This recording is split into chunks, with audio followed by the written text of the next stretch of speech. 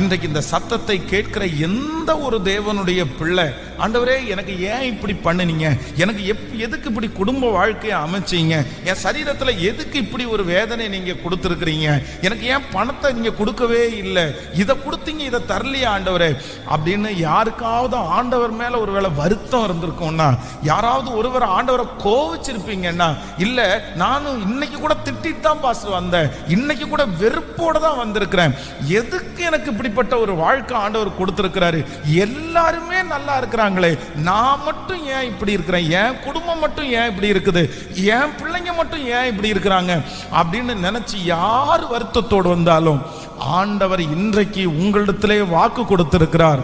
நீங்க உண்டாக்கப்பட்டது சாதாரணமாய் அல்ல, பிரமிக்கத்தக்க அதிசயமாய் கர்த்தர் உங்களை உண்டாக்கி இருக்கிறார்.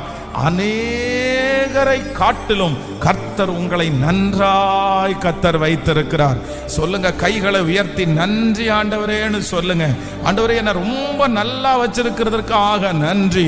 அநேகரை காட்டிலும் சொல்லுங்க, அநேகரை காட்டிலும் என்னை நன்றாய் வைத்திருக்கிறார். சொல்லுங்க, ஆண்டவரே என்னை விட கஷ்டப்படுறவங்க நிறைய பேர் இருக்கிறாங்க, என்னை விட வியாதியா இருக்கிற